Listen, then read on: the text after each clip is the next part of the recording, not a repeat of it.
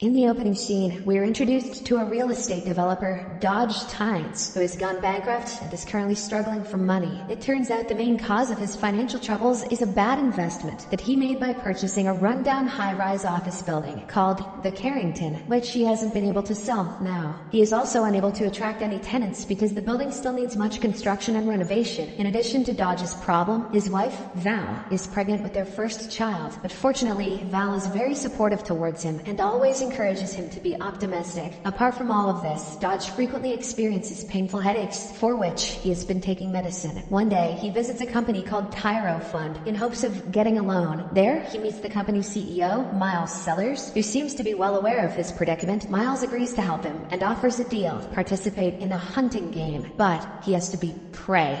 Damn, Miles, I'll help ya, if I can eat ya. Dodge promptly refuses the offer, but he changes his mind when Miles mentions its rewards in millions of dollars. Miles then explains that Dodge will be hunted by 5 hunters for 24 hours. Every hour he survives, he will have a certain amount of money wired to his bank account from an untraceable offshore account. The hourly rate increases every time he reaches a certain level, and at the end of the game, he'll have $24.5 million. However, Dodge won't know what these hunters look like, as they can be any race or gender. Miles further tells him about the rules. Dodge cannot stop or pause the game once it starts. He cannot tell anyone about it, and he cannot leave the city. If he breaks any of these rules, the game will never end until he dies. Dodge is clearly hesitant, but Miles convinces him by saying that he can make his family financially secure, even if he dies in the game. The scene then cuts to a few days earlier, and we see Dodge jogging in the morning. Here, we learn that he is also a former athlete and a record breaker at the University of Michigan. After completing morning exercise, he returns home and starts preparing breakfast for his wife. Amidst this, he notices several late bills that are yet to be paid. Later that evening, the couple goes out to a bar owned by Dodge's best friend Luger. Owning a bar with a name that disgusting is true success. Through their conversation, we learn that Luger had also lent him $50,000 for his investment, but he's allowing Dodge to return it back only after overcoming the financial struggle. One morning, Dodge is on his way to work when he suddenly suffers another excruciating headache, causing him to collapse on the road. He's rushed to the hospital, where Val soon joins him. Shortly after, the two doctors deliver tragic news. Dodge has terminal brain cancer, and his tumor is inoperable. The news devastates the couple, but Val still urges him to seek treatment from renowned hospitals. However, Dodge reveals that he has already liquidated his insurance policy to cover some expenses, leaving Val in tears. Just before they leave the hospital, a nurse hands Dodge a business card for Tyro Fund, claiming that the company supposedly helps those people with terminal illnesses by hunting them down and chopping them up. Back in the present, Dodge thinks for a while and ultimately decides to play the most dangerous game. That evening, he lies to his wife that he has closed a great deal with an investor, Jerry Pierce, and the money will come in soon. Early the next morning, he leaves home under the guise of going for a jog, but instead meets Miles at a restaurant. Miles informs him that the game begins at sunrise at 6:46 a.m., and before that, he takes all of Dodge's belongings, including his wallet, virginity, and phone. He does allow him to keep his medications as well as his child's ultrasound. Following this, Miles hands him a new phone, which he can use to check his bank balance. Moreover, the phone will also set his current location to the hunters for 15 seconds every hour. As soon as the clock ticks to 6:46, the game begins, and Dodge starts running through the streets trying not to get killed. He soon boards a bus, but a man also gets in right after him, suspecting him to be a hunter. Dodge hastily gets off the bus and continues running. On the other hand, Val notices $50,000 being deposited in her husband's account. She tries calling him, but to no avail. Meanwhile, Dodge notices a car tailing him, so he hastily enters a mall. Sensing an imminent threat, he gets into an elevator to escape to the upper floors. As he walks through the corridors, he comes across his first hunter, Nixon, who is a British gentleman. Panicked, Dodge goes to hide in one of the bathroom stalls, but he's soon ambushed. In a swift move, Dodge shoves the hunter aside and bolts away. Back in the mall downstairs, he is intercepted by another hunter, Reagan, a southern cowboy, who leads him towards an empty area. On their way, they double-cross their eyes with Nixon, causing Reagan to get distracted. Dodge uses this opportunity to run away from both hunters and get on a subway train. Apart from all of this, we are introduced to one of Miles' henchmen, Connell, who is responsible for monitoring the game on site and wiping out any evidence left by participants. Moreover, the game is closely surveilled by Miles and his staff members from Tyro Fund headquarters, tracking all of their moves. Elsewhere, Val receives a voicemail from Jerry, from whom she learns that there was no deal between him and Dodge. She again tries to call her husband, but to no avail. Concerned for his safety, she reaches out to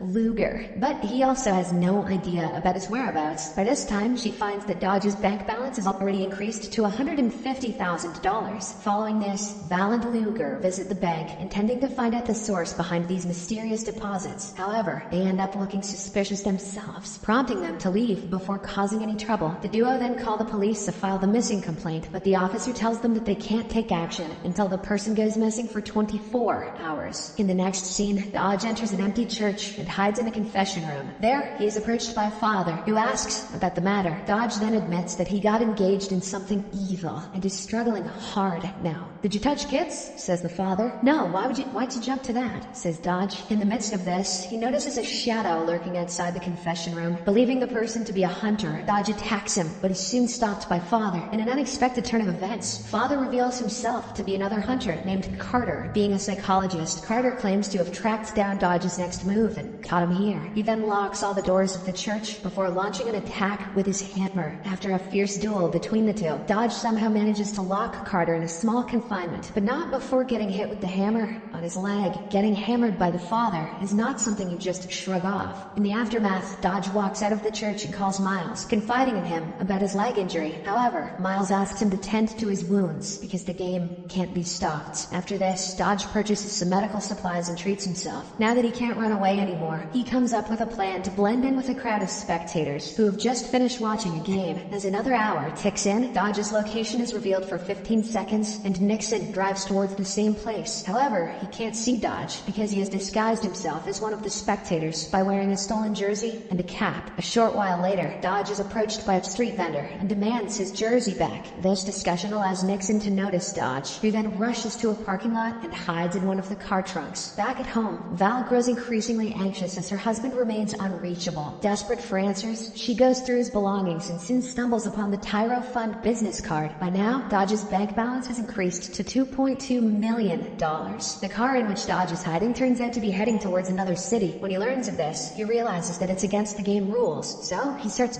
banging on the trunk. Hearing this, the family inside the car pulls over on the side of the road and opens the trunk. They are startled to find Dodge and hurriedly try to call the police. However, Dodge seizes their phones and throws them away. "You're poisoning your children's minds anyway," before leaving the scene. As the evening dawns, he steals a taxi from the gas station and drives home. However, the hunt isn't over yet. Just when he's heading inside, Carter shows up on his bike and attacks him with a rod. Realizing that it's not safe to go back to his family, Dodge rushes back to the taxi. The sound of the commotion alerts Val, who then looks out to see Dodge driving away. Carter chases him through the road and soon manages to puncture one of the car's tires, slowing it down. He then jumps into the taxi and tries to strangle Dodge from behind. In a desperate bid to save himself, Dodge speeds up the vehicle and crashes into a tree, somehow managing to save himself from any serious injuries. He then approaches the injured Carter, who still vows to kill him next time. When the psychologist further threatens to assault Val, Dodge loses his temper and fatally smashes his head with a cinder block. A while later, Connell reports this incident to Miles before disposing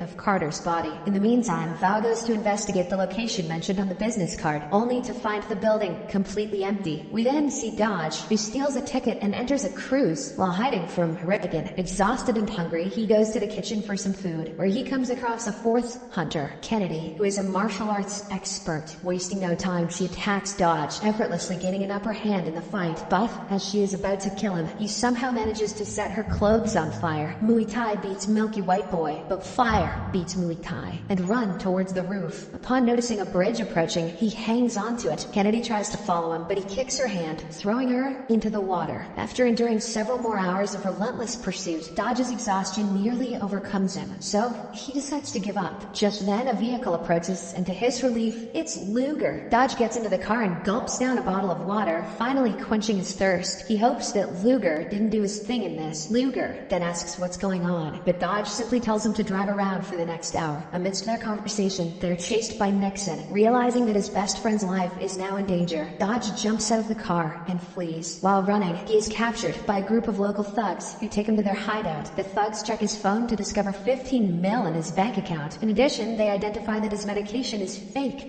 Pharmaceutical gangsters, which leaves Dodge astonished. However, the thugs are solely interested in his money and demand that he transfer it right away. With only 2 minutes before his location gets exposed, Dodge tries to warn the thugs about the impending threat threat, but they don't believe him and instead start beating his ass up. Just then, they're interrupted by LBJ, the final hunter, who opens fire, taking down the thugs one after another. But when he heads to finish Dodge off, an injured thug shoots from behind, resulting in his death. In the aftermath of this event, Dodge goes to the same hospital where he was previously admitted and asks a nurse about his medication. Much to his surprise, the nurse confirms that it's fake and that there are no records of him ever being admitted there. This makes him realize that he doesn't have a terminal illness and that he was set up to make him accept the game. He instantly calls Miles to confront him about the deception and threatens to hunt him down now. However, Miles remains unfazed and asserts that Dodge doesn't know his real name or where he can find him. On the contrary, he knows everything about Dodge and his family. As they converse, Miles discloses another shocking revelation. Luger is the one who accepted $50,000 to drug Dodge and drag him into the game. Never trust a man named Luger. The crime boss further instructs Dodge to complete the hunt game, promising to release him after that. Upon knowing all of this, Dodge quickly calls Val from the telephone booth and explains everything. Briefly, he also discloses Luger's participation in all of it and alerts her to stay away from him. Hearing this, Val, who is currently at Luger's place, tricks him and walks away. But on the way, she's abducted by some fake police officers who take her to Miles as a hostage. With 90 minutes remaining for the game to end, Dodge sets up traps in an abandoned building in order to take down the remaining hunters, Nixon, Reagan, and Kennedy. Not long after, the three of them arrive at the location and eagerly head to take down their prey. Reagan is the first one to find Dodge. They get into a brawl until the hunter gets his hand ensnared in a beam. Shortly after, Dodge is approached by Kennedy from behind, but before she can attack him, Luger shows up in the nick of time and shoots her to death. Luger then explains his innocence, claiming that he didn't deceive Dodge and that Miles just bluffed about it. The two best friends then make their way out of the building, but not before blowing off the place. The explosion claims Reagan's life, while Nixon narrowly escapes. After this incident, Connell arrives at the scene to clean up the evidence as usual, but this time, he's apprehended by Dodge, who holds him at gunpoint and demands his wife's whereabouts. In response, Connell discloses that she's captured in the Carrington. With this information, Dodge rushes to the building and finds his wife bound there. He quickly unties her and shares an emotional hug. However, their moment is abruptly interrupted by the arrival of Nixon. He chases Dodge to the rooftop and eventually corners him. As they fight, Dodge slips off and hangs on the building's ledge. Nixon then prepares to stab him, but at the same time, he sees the sun rise. As a result, he puts his weapon away and politely helps Dodge by pulling him up. Turns out it's been 24 hours and the game is finally over. Nixon congratulates him for a good game and walks away. After this, Val reunites with Dodge and the two share an emotional embrace. Just then, he receives a call from Miles, who congratulates Dodge for winning the game as well as the prize money. Season 1 ends as Miles heads to another city in search of new prey for another game. Subscribe for more videos like this, turn on notifications, and leave a like to help the channel out. Thank you for watching.